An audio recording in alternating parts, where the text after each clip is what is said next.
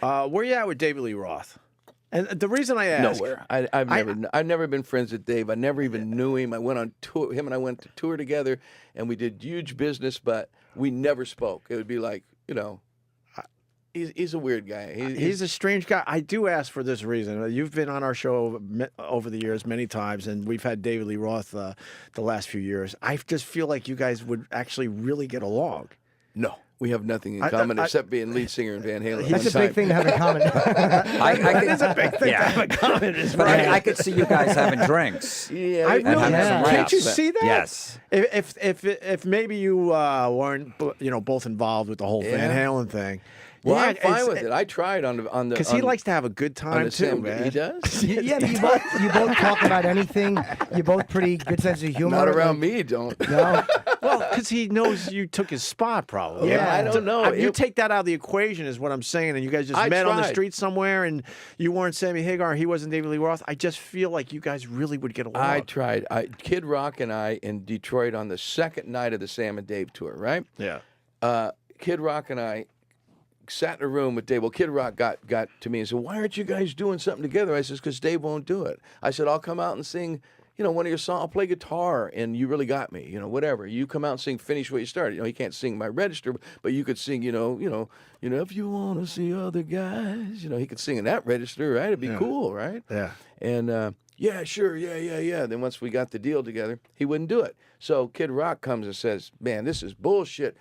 He's in there with Dave. The guy comes and gets me. "Hey, man, Kid Rock wants you to come over right now. He's got Dave. He says he's got it all worked out." I go in the room. Dave's smoking a friggin' a filter. The cigarette's gone, man. He's sitting there puffing on a filter, man. It was whacked out, and I'm going, "Yeah." And he's, "Yeah, hey, all this, the way he is, it's like kind of showboating." I'm thinking, you don't have to do all that, it just be you and Kid Rock. We can be, have a good time right here, Yeah.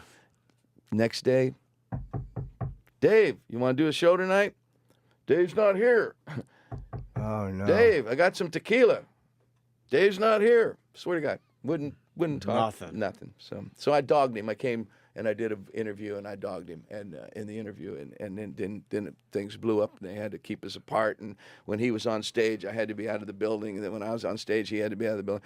Out of the wow. Wait, out of the building, not just all kinds of stupid. But you guys shit. knew you weren't going to interfere with each other's performance. I wasn't even worried about Yeah. anything. It's like, it's all his trip. His big show. He had 5 bodyguards with him. 5 big football players in his bus with him. Okay.